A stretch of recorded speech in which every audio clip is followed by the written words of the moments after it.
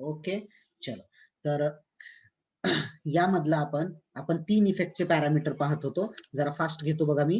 3 इफेक्टचे पहिले पॅरामीटर कुठला आहे, तर तुम्ही म्हणाल सर पहिला पॅरामीटर आहे इफेक्ट ऑफ इंटेन्सिटी. काय आहे? Effect of intensity. ठीक आहे. इफेक्ट ऑफ इंटेन्सिटी बघा बरं. Effect on intensity on photo current.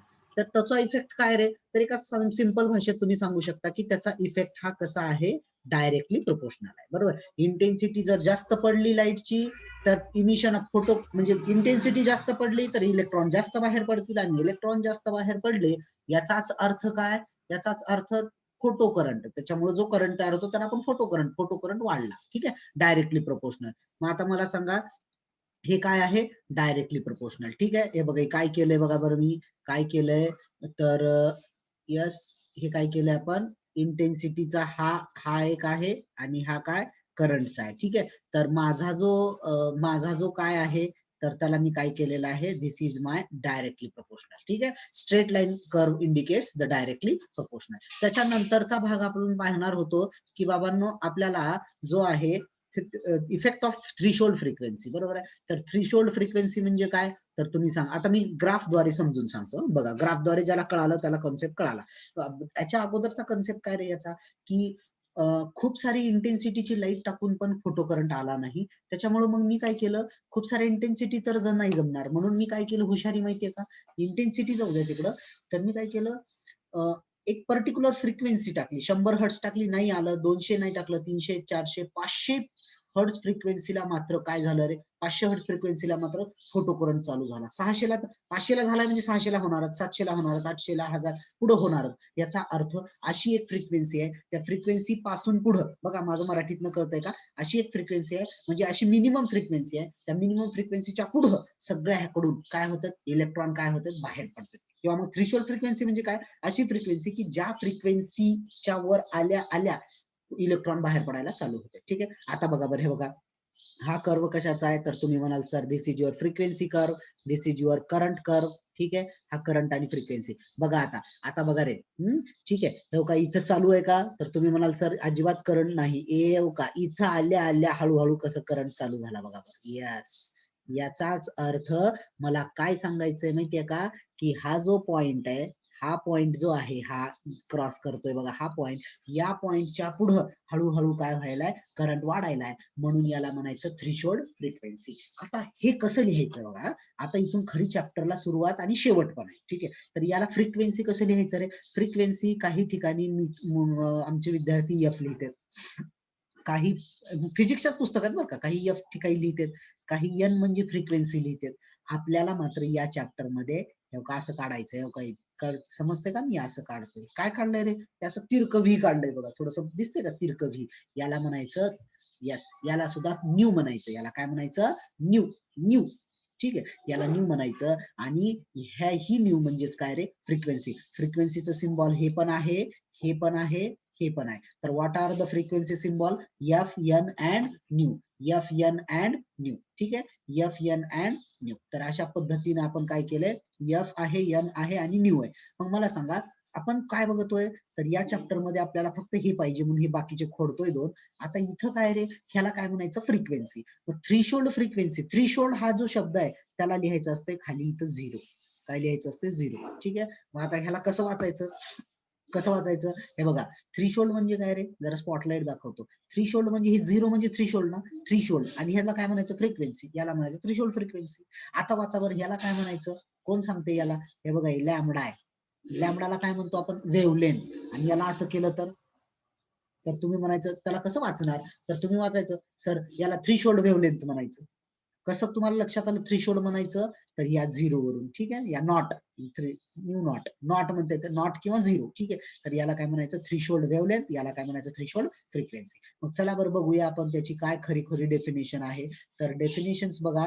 The minimum frequency for which electrons are just emitted. अशी फ्रिक्वेन्सी कुठून इमिटेड होते, तर तुम्ही म्हणायचं प्लेट ई वरून. म्हणजे अशी फ्रिक्वेन्सी, अशी मिनिमम फ्रिक्वेन्सी, मिनिममला महत्व आहे बरं का, अशी मिनिमम फ्रिक्वेन्सी ज्या फ्रिक्वेन्सी पासून हळूहळू इलेक्ट्रॉन बाहेर यायला चालू होते, अशा फ्रिक्वेन्सीला काय म्हणायचं, कुठली फ्रिक्वेन्सी, थ्रीशोल्ड फ्रिक्वेन्सी. ओके, इथपर्यंत क्लिअर आहे. तर मला सांगा आता, आता कोण सांगेल रे की बाबांनो हे बघा, ही माझी फ्रिक्वेन्सी आहे आणि ही माझी थ्रीशोल्ड फ्रिक्वेन्सी आहे. ठीक आहे, हे बघा ही थ्रीशोल्ड फ्रिक्वेन्सी आहे. इथं व्ही काढायला नाही पाहिजे मी, इथं पण न्यू काढायला पाहिजे. ऐका, हे ज्याला कळालं त्याला सगळं कळालं बघा. ही फ्रिक्वेन्सी. आता दोन गोष्टी काढल्यात बघा, एक थ्रीशोल्ड फ्रिक्वेन्सी काढली आणि एक न्यू काढली, नुसती फ्रिक्वेन्सी. ही जी नुसती फ्रिक्वेन्सी आहे ती फ्रिक्वेन्सी मी त्या इमिटर प्लेटवर टाकणार आहे. तर ती फ्रिक्वेन्सी जर मला करंट पाहिजे असेल तर कोणती फ्रिक्वेन्सी जास्त पाहिजे रे? कोणती फ्रिक्वेन्सी जास्त पाहिजे? तर लक्षात ठेवा, थ्रीशोल्ड फ्रिक्वेन्सीच्या पुढं, ऐका व्यवस्थित, थ्रीशोल्ड फ्रिक्वेन्सीच्या पुढं मला काय मिळतायत? तर तुम्ही म्हणाल सर थ्रीशोल्ड फ्रिक्वेन्सीच्या पुढंच करंट मिळतोय, म्हणून माझी फ्रिक्वेन्सी, माझी माझी म्हणजे कोणती? हो का, ही आहे बरं का, ही फ्रिक्वेन्सी माझी आहे. ठीक आहे, मी टाकणारी फ्रिक्वेन्सी ही कशी पाहिजे? जास्त पाहिजे. कोणापेक्षा? थ्रीशोल्ड पेक्षा. फॉर एक्झाम्पल समजा थ्रीशोल्ड फ्रिक्वेन्सी 500 हर्ट्स आहे. किती हर्ट्स आहे? 500. मग मी जर माझी, आता मी 500 फ्रिक्वेन्सी, 500 फिक्स आहे, ठीक आहे, आणि मी 450 टाकली. माझी फ्रिक्वेन्सी म्हणजे हो का ही फ्रिक्वेन्सी, स्पॉटलाइट न दाखवतो का ही फ्रिक्वेन्सी 450 असेल तर इमिशन होईल का? तर तुम्ही म्हणाल सर अजिबात नाही. मग किती पाहिजे रे? तर तुम्ही म्हणाल सर 500 पेक्षा जास्त पाहिजे. म्हणजे बघा बरं, मी बरोबर केले का? धिस इज ग्रेटर, बरोबर आहे, ही फ्रिक्वेन्सी ग्रेटर आहे कोणापेक्षा? थ्रीशोल्ड पेक्षा. तर याला काय म्हणायचं? याला म्हणायचं इमिशन होतं का नाही? मग इमिशन म्हणजे बाहेर टाकणे. इमिशन टेक्स प्लेस, बरोबर आहे, अशा ह्याच्यात इमिशन होतं. आणि ह्याच्यात इमिशन होतं का सांगा? असं जर असेल तर न्यू जर 0 हे जास्त असेल कोणापेक्षा? माझ्या फ्रिक्वेन्सी पेक्षा, तर मी इथं काय लिहू? नो इमिशन लिहू का? लिहू नो इमिशन? लिहू का नो इमिशन? हे पटलं का? इथपर्यंत ओके, काहीच अडचण नाही. हे सगळ्यात महत्वाचं आपल्याला प्रॉब्लेम सॉल्व्ह करतानाचा भाग आहे, प्रॉब्लेम सॉल्व्ह करतानाचा. ठीक आहे, इथपर्यंत आलं? चला बरं, चला नेक्स्ट. यस, हे काही तर आहेच की, मी कशाला उगाच वेस्ट केला टाइम, बरोबर आहे का? कंडिशन फॉर इमिशन हे येतं सीईटीला आणि आपल्या प्रॉब्लेम मध्ये वापरता येतं. काय रे? Condition for emission. इमिशन म्हणजे बाहेर टाकणे. कोणाचं इमिशन? तर फोटो इलेक्ट्रॉनचं. ठीक आहे, तर बघा बरं, तर बघा आता कोणाकोणामध्ये माझी फ्रिक्वेन्सी जास्त आहे कोणापेक्षा? या थ्रीशोल्ड पेक्षा, तर इमिशन होतं. माझी फ्रिक्वेन्सी जर कमी आहे थ्रीशोल्ड पेक्षा, तर इमिशन होत नाही. ठीक आहे, पटलं हे? ओके. चला, आता महत्वाचा पॉइंट आहे तो, थोडासा तेवढा पण डिटेल घ्यायची गरज नाही, पण ठीक आहे सांगतो मी. ठीक आहे, आता बघा, आता काय करायचे रे? नंबर 3चा भाग आहे बघा, चॅप्टरची शेवट होत आलाय. Effect of collector plate potential on photo current. Effect of collector plate potential on photo current. याचा अर्थ काय माहितीये का?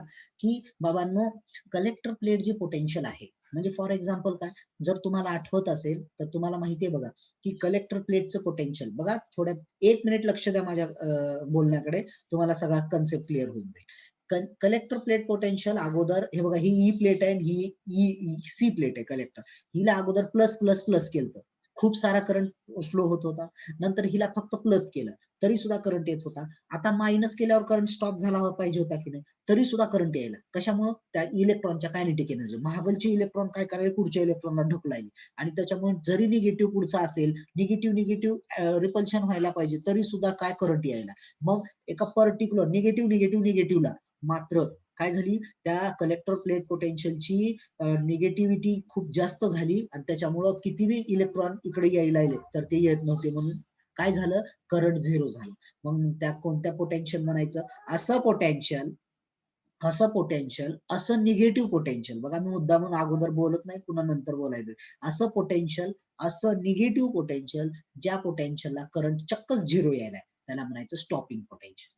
असं पोटेन्शियल ज्याला करंट किती यायलाय? झिरो यायलाय. चला बरं, बघा बरं, आता बघा रे, काय याच्यात ग्राफ बघा, काही फार महत्वाचे नाही येते. इफेक्ट ऑफ इंटेन्सिटी आणि इफेक्ट ऑफ फ्रिक्वेन्सी. ठीक आहे, आता बघा इंटेन्सिटी बघा, हो का, हे बघा रे, हो का, इथं बघा, लक्ष द्या, हो का, इथं भरपूर व्होल्टेज आहे, हो का, हे व्होल्टेज. हा, कोणाला समजते बघू आपण ग्राफ. इथं व्होल्टेज किती आहे रे? तर तुम्ही म्हणाल सर हे हे इथं किती? एक, हे 2, हे 3, हे 4, हे किती? -1, -2 वगैरे. ठीक आहे, असं होतं ते. चला, +4 ला एवढा करंट आहे, पुन्हा +3 ला एवढा करंट आहे, +2 ला एवढा करंट आहे. हळूहळू जसं मी आता निगेटिव्ह कडे आलोय बघा, निगेटिव्हला डायरेक्ट करंट झिरो व्हायला पाहिजे होता ना? होतोय का करंट? अजिबात नाही. तरी सुद्धा खाली खाली येतोय बघा. -1 ला सुद्धा करंट दाखवतोय, परंतु अचानकच -2 ला मात्र करंट स्टॉप होऊन जाते. मग मला सांगा स्टॉपिंग पोटेन्शियल, पोटेन्शियलला लिहायचं व्ही, पोटेन्शियलला न्यू, हे वेगळं आहे बरं का, हे बघा हे वेगळं आहे मित्रांनो, हे वेगळं असतंय, ह्याला म्हणायचं न्यू आणि ह्याला म्हणायचं व्ही, व्ही. आणि स्टॉपिंगला काय लिहायचं, यस. काय लिहायचं मग वाचा बरं, व्ही ला नुसतं पोटेन्शियल म्हणायचं आणि यस ला काय म्हणायचं, स्टॉपिंग. यस ला काय म्हणायचं, स्टॉपिंग पोटेन्शियल. ठीक आहे, हरकत नाही. ओके, बघा बरं. ओके, बरोबर आहे का, हरकत नाही.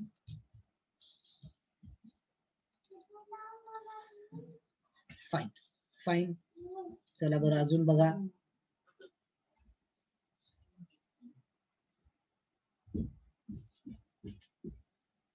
ठीक आहे, चला तर आता बघा इफेक्ट ऑफ फ्रिक्वेन्सी. बघा एका पर्टिक्युलर फ्रिक्वेन्सीनं काय केलेलं आहे, हे बघा ही आहे आणि फ्रिक्वेन्सी मात्र कमी जास्त होत आहे, स्टॉपिंग फ्रिक्वेन्सी. मग आता मला सांगा स्टॉपिंग पोटेन्शियल कशावर डिपेंड आहे, तर आता ऐका, आता ऐका, ह्याच्यातला एकच पॉईंट लक्षात ठेवायचं, एवढं काय कुटाणा करायची गरज नाही, याच्यातला कुठला लक्षात ठेवायचे. बघा जर करंट वेगवेगळे असतील, करंट वेगवेगळे असतील तरी स्टॉपिंग पोटेन्शियल पॉईंट एकच आहे, परंतु फ्रिक्वेन्सी वेगवेगळी असेल, फ्रिक्वेन्सी, तर स्टॉपिंग पॉइंट वेगवेगळे येतात. ठीक आहे, ओके. चला आता याच्यातली महत्वाची डेफिनेशन आहे स्टॉपिंग पोटेन्शियल. कोण सांगेल स्टॉपिंग पोटेन्शियलची डेफिनेशन, बघा बरं, बरोबर आहे का. स्टॉपिंग पोटेन्शियल व्हीओ, तर काय, stopping potential is that negative potential for which current is zero. असं एक निगेटिव्ह पोटेन्शियल आहे ज्याला करंट किती येतो, झिरो. महत्वाची डेफिनेशन आहे, करंट डायरेक्ट झिरो येतो. आणि स्टॉपिंग पोटेन्शियल हे कसं असतं, पॉझिटिव्ह का निगेटिव्ह. मग स्टॉपिंग पोटेन्शियल कसं असतं, तर तुमचं उत्तर असलं पाहिजे सर स्टॉपिंग पोटेन्शियल हे ऑलवेज निगेटिव्ह असलं पाहिजे. स्टॉपिंग पोटेन्शियल कसं असलं पाहिजे, टोटल निगेटिव्हच असलं पाहिजे.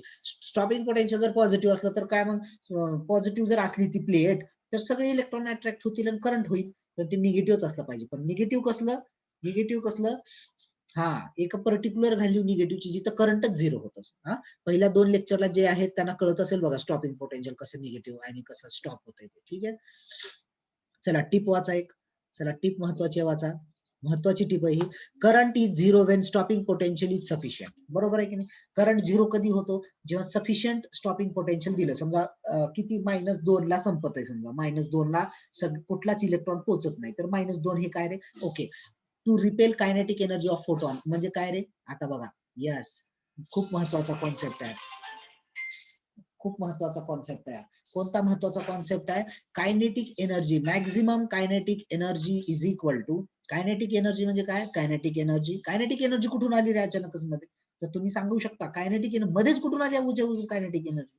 आता ऐका, तर हा कॉन्सेप्ट कुठून आला, की बाबांनो आता ऐका अजून एकदा, म्हणजे काय, माझी जी सनलाईट आहे माझ्या इमिटर प्लेटवर पडली, पडल्यावर इमिटर, सॉरी, सनलाईट मध्ये माझे आहेत फोटॉन, काय सनलाईट मध्ये माझे फोटॉन आहेत. हे फोटॉन कोणावर पडायले, तर तुम्ही म्हणाल की सर हे फोटॉन तुमच्या मेटल प्लेटवर, ई प्लेटवर पडायले. या फोटॉनची एनर्जी कोणाला मिळाली, ह्या इमिटर प्लेट मधल्या इलेक्ट्रॉन.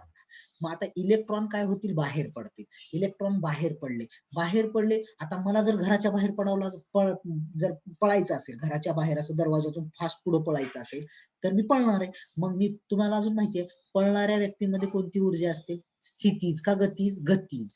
गतीजलाच काय म्हणायचं, कायनेटिक एनर्जी. मग आता इलेक्ट्रॉन जर पळत असतील तर ते इलेक्ट्रॉन जवळ कोणती एनर्जी असते, तर तुम्ही म्हणाल सर बरोबर आहे, इलेक्ट्रॉन जवळ 100% कायनेटिक एनर्जी पाहिजे. म्हणून कन्सेप्ट कळाला, कायनेटिक एनर्जी काय आली, तर कायनेटिक एनर्जी किती असती, बघा काय, to repel the energetic photon with a maximum number of kinetic energy. आता ऐका हे काय आलं बघा, तर काय करायचे माहितीये का, हे बघा हे एक शब्द आहे, ज्याला कन्सेप्ट समजून घ्यायचंय त्यांनी इथं बघा काय करतोय, रिपेल करावं लागतं. बघा फॉर एक्झाम्पल, हे बघा इथून number of electron, he emitter plate आहे, नंबर ऑफ इलेक्ट्रॉन इकडे यायलेत, आणि हे काय रे, तर हे म्हणणार कलेक्टर प्लेट. स्टॉपिंग पोटेन्शियल म्हणजे एकही इलेक्ट्रॉन इकडे जाऊ द्यायचा नाही, एकही इलेक्ट्रॉन इकडे जाऊ द्यायचा नाही. कसं शक्य आहे, मग बघा इलेक्ट्रॉन जवळ कोणती एनर्जी आहे, कायनेटिक एनर्जी, आणि ह्याच्याजवळ कोणती एनर्जी आहे, स्टॉपिंग पोटेन्शियल. म्हणजे स्टॉपिंग पोटेन्शियल किती पाहिजे, जेणेकरून हे इलेक्ट्रॉन जे आहेत कायनेटिक एनर्जी ही तिथपर्यंत नाही पोहोचले पाहिजे, तर ती किती पाहिजे, eV zero. EV zero kinetic एनर्जीला असं लिहिता येते का, सांगा बरं मला तुम्ही, ½ mv², half M V square. E म्हणजे काय रे? तर ई म्हणजे काय? आता व्ही झिरो बघा, तुम्हाला एक एक गोष्ट मी समजून सांगतो, ठीक आहे. हा बघा, हाफला हाफ एम म्हणजे काय रे? तर एम म्हणजे मास आहे. आता इथं कोणाची चर्चा चालू आहे? तर तुम्ही म्हणाल सर फक्त इलेक्ट्रॉनची चर्चा चालू आहे, म्हणजे मास ऑफ इलेक्ट्रॉन. व्ही म्हणजे काय? V square. व्ही स्क्वेअर म्हणजे काय? तर व्हेलॉसिटी ऑफ इलेक्ट्रॉन. इलेक्ट्रॉन जो ज्या व्हेलॉसिटीने पळतोय त्याची. त्याच्यानंतर ई म्हणजे काय? ई म्हणजे चार्ज. आता कोणाबद्दल बोलतोय मी? इलेक्ट्रॉन बद्दल बोलतोय. Charge on electron. V zero म्हणजे काय? तर स्टॉपिंग पोटेन्शियल. स्टॉपिंग पोटेन्शियल, ठीक आहे. तर हा फॉर्म्युला आपल्याला थोडासा लक्षात ठेवायचा आहे. कोणता रे? Half kinetic energy is equal to eV zero. ठीक आहे, हरकत नाही इथपर्यंत. चला बरं पुढे जाऊया आपण. वाचा आता एक एक. चला एक एक वाचा, फक्त वाचायचे ते कॅरेक्टरिस्टिक्स. चला वाचा नंबर 1. हे सगळं झालेलं आहे, फक्त वाचायचंय तुम्हाला. वाचा. Characteristics of photo electric effect. For emission frequency must be greater than threshold frequency. मी आधीच सांगितलंय काय रे? माझी जी फ्रिक्वेन्सी आहे, माझी फ्रिक्वेन्सी, मी जे लाईट टाकणार आहे त्याची फ्रिक्वेन्सी बरं का, त्याची फ्रिक्वेन्सी कशी पाहिजे? जास्त पाहिजे. कोणापेक्षा? थ्रेशोल्ड पेक्षा. पटलं? ओके, त्याच्याशिवाय इमिशन होत नाही. चला नेक्स्ट काय रे? Above threshold frequency current is directly proportional to intensity. एक थ्रेशोल्ड फ्रिक्वेन्सीची वेव्हलेंथ टाकली की मग थ्रेशोल्ड फ्रिक्वेन्सीच्या वर तर इंटेन्सिटी जशी वाढवाल तशी काय होत राहते? हे पाहिले ना आपण. हे बघा, हे पाहिले ना आपण. Frequency of current is directly proportional to intensity. Okay. तिसरं बघा बरं आता. तिसरं बघा.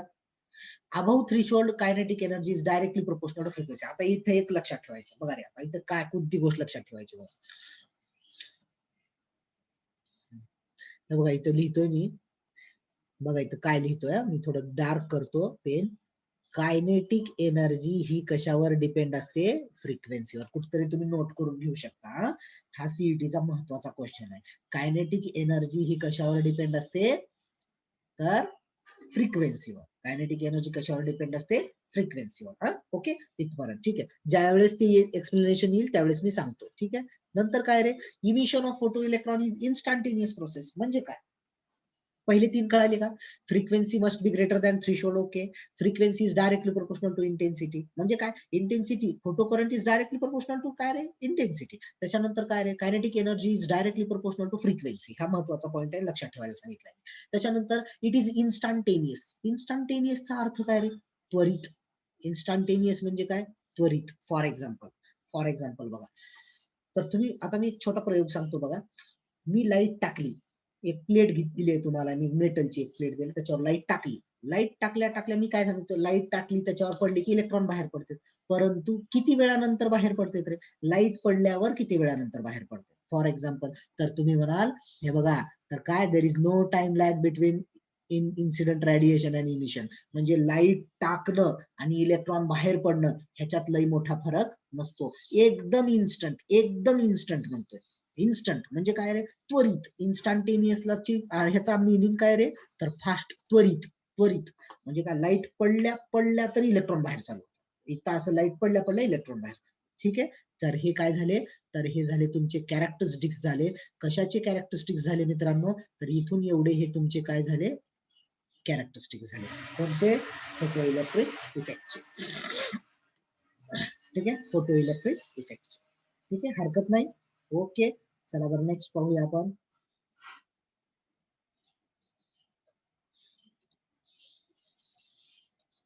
येस, आता ऐका. आता या चॅप्टरचा सगळ्यात शेवटचा आणि एकदम समजायला सोपा असा भाग बघायचा आपल्याला. ठीक आहे, तर मी आता इथपर्यंत कळाले का सांगा? कारण आता फक्त 2 पॉईंट राहिलेत. एक फोटो इलेक्ट्रिक इक्वेशन. इफेक्ट नाही आता. इफेक्ट तर आहेच, पण त्या इफेक्टचं काय बनवलंय रे त्यांनी? इक्वेशन अतिशय सोपं आहे. ज्याला एवढी थेरी कळाली, मी जी ओरडून 2 दिवसापासून सांगतोय त्याला कळाली, त्याच्याला मात्र काय होतंय रे? ओके, चला सांगा बरं इथपर्यंत कळालंय का? आपल्याला पुढे जायला हरकत नाही. 1 मिनिट, खूप सारे मेसेजेस येत आहेत. येस, आमीन, Nikita, very good. Nanda,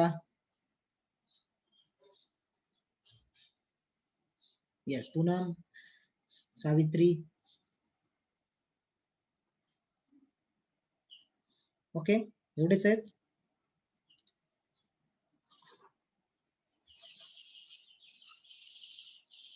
yes, Ashwini, कीर्ती, यस, भागवत, व्हेरी गुड. चलो, सगळ्यांनी कंपल्सरी करायचं, म्हणजे ते 10-20 सेकंदाचा तुम्हाला पॉज पण होतो आणि थोडासा रिलॅक्स पण माइंड. ठीक आहे, ठीक आहे, सुरू करू. आता शेवटचा आहे, याच्यात काही रॉकेट सायन्स नाही बघा, याच्यात फार सोपं आहे. आता चला ऐका, आता मी आता तुम्हाला काय दाखवायचं, मला फोटो इलेक्ट्रिक इफेक्ट माहितीये. चला ही डायग्राम आली का बघा, ही डायग्राम. Yes, okay. या डायग्राम मधूनच इक्वेशन तुम्हाला डिराईव्ह करून दाखवतो. ठीक आहे. हा बघा रे, आता ह्या डायग्रामचा अर्थ समजून घ्या. आता बघा 5-10 मिनिट मी बोलणार आहे आणि त्याच्यावरून डायरेक्ट इक्वेशन देणार आहे, आणि आपल्या पुस्तकात डायरेक्ट इक्वेशन आहे. ठीक आहे. तर ते इक्वेशन कसं आलं सांगतो मी आपल्या मराठीत. ठीक आहे. तर माझा प्रश्न इथं की बाबांनो, मी काय टाकली, सनलाईट टाकली. सनलाईट टाकली म्हणजे माझ्याकडे काय आहेत, तर तुम्ही म्हणायचं सर तुमच्याकडे काय आहेत, फोटॉन आहे. सनलाइट मध्ये काय रे, फोटॉन आहे. आणि इथं काय, तर तुम्ही म्हणाल सर इथं एनर्जी. कोणती एनर्जी, एक मिनिट.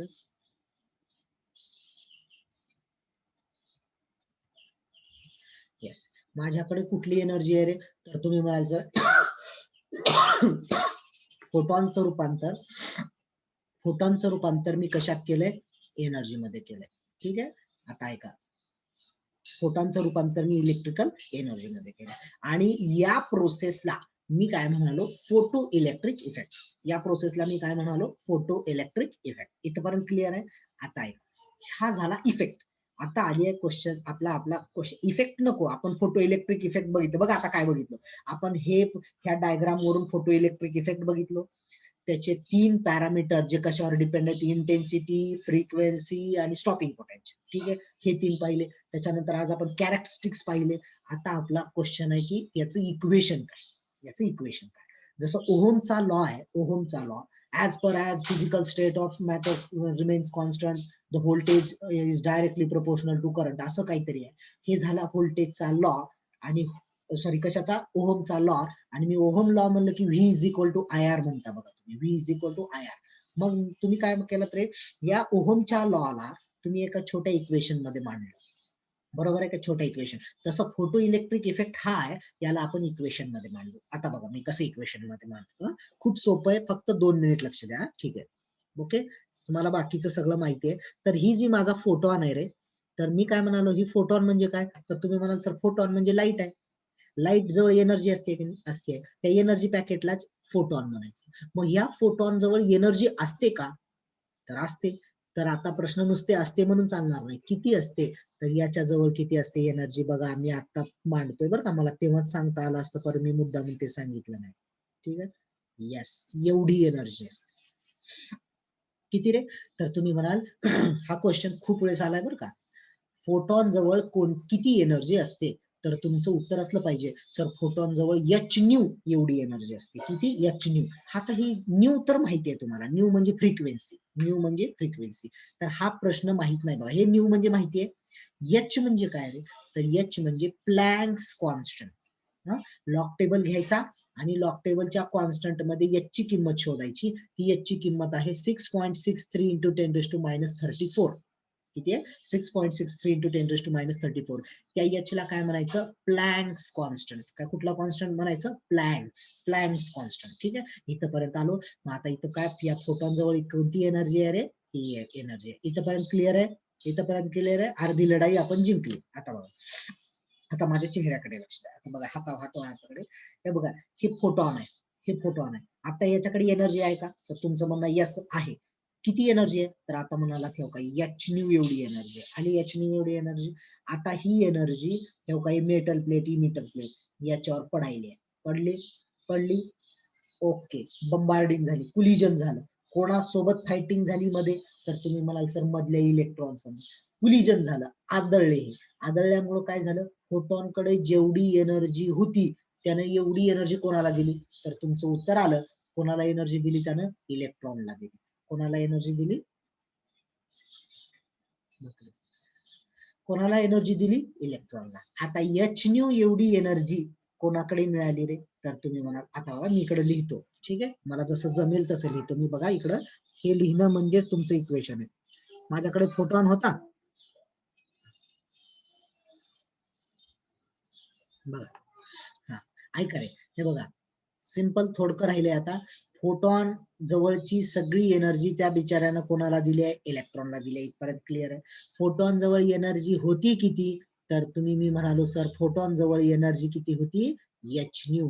ही एच न्यू एनर्जी त्यानं कोणाला दिली आहे? इलेक्ट्रॉनला दिली आहे. ठीक आहे, इलेक्ट्रॉनला दिली आता. ठीक आहे, आता इलेक्ट्रॉन काय करतो? फॉर एक्झाम्पल, मी आधी एक्झाम्पल सांगतो. मला समजा मला माझ्या आईनं 100 रुपये दिले.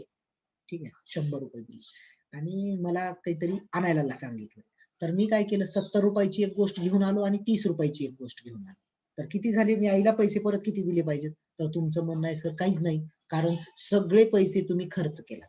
तसं एच न्यू एवढी एनर्जी फोटॉननं इलेक्ट्रॉनला दिली आहे. इलेक्ट्रॉननं खर्च कशी केली? आता बघा, आता अजून एक कहाणी में ट्विस्ट. बरोबर, एच न्यू एवढी एनर्जी कोणावर पडली?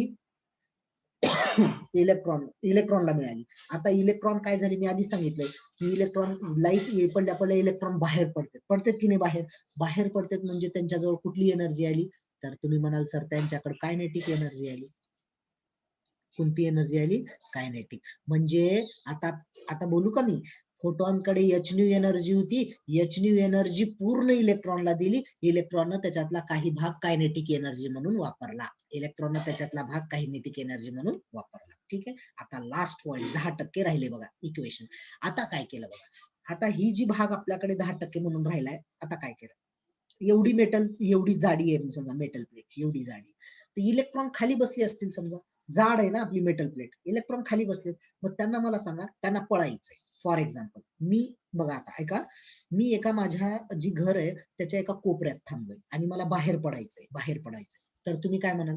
समजा मी एक चक्क कोपऱ्यात थांबलोय, तर तुम्ही काय म्हणाल? सर बाहेर पडायचं तर तुम्हाला दारातून बाहेर पडावं लागेल. म्हणजे कुठून? दाराच्या पुढून कायनेटिक एनर्जी झाली. त्या कोपऱ्यापासून त्या दारापर्यंत येण्याची एनर्जी, तिला म्हणायचं वर्क फंक्शन. त्याला काय म्हणायचं? Work function. आणि त्याला कशाने लिहायचंय? फाय. आणि इथं काय लिहायचं? 0. येस, याला काय म्हणायचं मित्रांनो? Work function. कळालं? एकच मिनिट.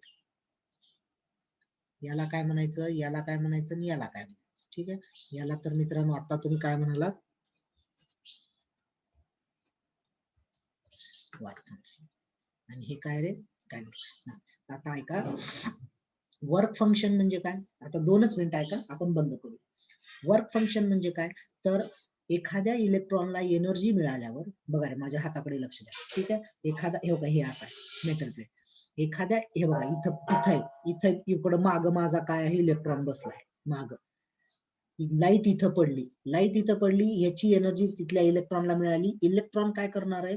ह्या खालच्या भागापासून सरफेसवर येण्यासाठी जेवढी एनर्जी वापरतो, सरफेसवर येण्यासाठी, तिला म्हणायचं वर्क फंक्शन. तिला कुठलं म्हणायचं? Work function. ठीक आहे, वर्क फंक्शन कुठं आहे? मी जसं म्हणालो की मी बाजूच्या रूम मध्ये बसलोय आणि मला बाहेर पडायची रूमच्या, तर मी ती रूम ओलांडून मग बाहेर पडणार. तसं काय रे?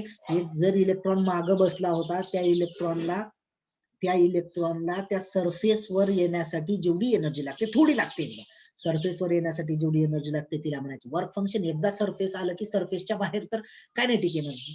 तर कायनेटिक एनर्जी. आता स्क्रीनवर बघा, या स्क्रीनवरून मी एक वाक्य सांगतो, ते तुम्हाला पटतंय का बघा. 2-3 वाक्य सांगतो एवढ्या स्क्रीनवर बघा. स्टोरी पहिल्यांदा ह्याची बघा स्टोरी. सगळी एनर्जी फोटॉन इलेक्ट्रॉनला देतो. क्लिअर? सगळी म्हणजे फोटॉन जवळ किती असते? तर फोटॉन जवळ एच न्यू असते. एच न्यू नावाची एनर्जी कोणाला देतो? तर तुम्ही म्हणाल सर पूर्ण इलेक्ट्रॉनला देतो. इलेक्ट्रॉन एच न्यू नावाची एनर्जी कशाद्वारे वापरतो? तर एक कायनेटिक एनर्जीसाठी वापरतो आणि एक वर्क फंक्शनसाठी वापरतो. कळालं? एवढा मुद्दा कळाला का बघा. काय अजून एकदा लास्ट वेळेस, फोटॉन जवळ जेवढी एनर्जी आहे तेवढी तो इलेक्ट्रॉनला देतो. फोटॉन जवळ किती एनर्जी आहे? एच न्यू आहे. एच न्यू एनर्जी इलेक्ट्रॉनला देतो. इलेक्ट्रॉन एच न्यू नावाची एनर्जी कशी वापरतो? तर तुमचं म्हणणं आहे सर 2 भागात वापरतो. जसं मी 70 आणि 30 रुपयाच्या 100 रुपयामधून वस्तू आणल्या होत्या ना तशा. तर कशामध्ये? एक टू इन्क्रीज कायनेटिक एनर्जी, स्वतःमध्ये एनर्जी कायनेटिक एनर्जी म्हणून वापरतो. दुसरं कशामधून वापरतो? वर्क फंक्शन म्हणून. ठीक आहे, तर एवढंच आहे. म्हणून या चॅप्टरचं नाव गेल्या सिलेबसला हे होतं. काय होतं माहितीये का चॅप्टरचं नाव? तुम्ही बघा याच्यात सुद्धा काय दिले? इलेक्ट्रॉन अँड फोटॉन दिले. काय चॅप्टरचं नाव? Electron and photon. कळालं का आता इलेक्ट्रॉन अँड फोटॉन का दिले नाव? कारण फोटॉनची एनर्जी इलेक्ट्रॉनला मिळाली आहे म्हणून. हेच तर आहे ना, फोटॉनची एनर्जी इलेक्ट्रॉनला देणं म्हणजेच तर फोटो इलेक्ट्रिक इफेक्ट आहे. ठीक आहे, कळालं? मग आपला जे इक्वेशन आहे ते इक्वेशन काय आलं? मग हे जे इक्वेशन आलंय, ही जी थिअरी मांडली आहे ती फोटो इलेक्ट्रिक इफेक्ट, आणि हे जे इक्वेशन समोर दिसतंय ते तुमचं काय आहे? तर फोटो इलेक्ट्रिक इक्वेशन. मग आता चला बरं बघूया खरंच फोटो इलेक्ट्रिक इक्वेशन आहे का ते. ठीक आहे, यस, वाचा बरं. आता एक इक्वेशन आलं की त्याचं हे बघा, कन्फर्म, नो प्रॉब्लेम. हे काय रे? वाचा बरं. हे काय? तर तुम्ही म्हणाल सर फोटॉन जवळची एनर्जी आहे. फोटो इकडच्या भागात लेफ्ट हँड साईडला फोटॉन आहे आणि राईट साईड हँडला इलेक्ट्रॉन आहे. फोटॉन एच न्यू देतो आणि दिलेली एच न्यू त्यानं दोन भागात वापरतो. कोणकोणत्या? एक कायनेटिक मध्ये आणि एक वर्क फंक्शन. समजा एच न्यू म्हणजे 100 आहे, 100, तर कायनेटिक एनर्जी 95 आहे आणि वर्क फंक्शन 5 आहे. पण टोटल किती आहे रे? 100च आहे. ठीक आहे, मग H nu is equal to kinetic energy आणि वर्क फंक्शन. कायनेटिक एनर्जी आणि वर्क फंक्शन हा भाग इलेक्ट्रॉनचा आहे आणि एच न्यू हा भाग फोटॉनचा आहे, म्हणून या चॅप्टरचं नाव फोटो इलेक्ट्रॉन्स आहे. ठीक आहे, हरकत नाही. इथपर्यंत ओके आहे का रे? येस, प्लीज कमेंट करून कळवा बरं. हा कन्सेप्ट कळाला का? बघा, झाला, एवढाच चॅप्टर आहे. ओके, चॅप्टर किती आहे कळाला? ओके पूनम, ओके अश्विनी, बरोबर आहे. चॅप्टर कळाला का कसं आहे? फक्त फोटो इलेक्ट्रिक इफेक्ट आणि फोटो इलेक्ट्रिकचं इक्वेशन एकाच पॉइंटवर आहे बघा सगळं. बस, फिजिक्सचा हा चॅप्टर सगळ्यात सोपा आहे सांगायला पण आणि पुढे समजून घ्या. पण मिस केलात लेक्चर की कामच संपलं. ठीक आहे, ओके. तर आपण उद्या भेटू याच टायमिंग मध्ये, सॉरी याच टायमिंग नाही, रेग्युलर टायमिंग मध्ये. ठीक आहे, कोणाची काही अडचण नाही? ओके, ठीक आहे, थँक्यू.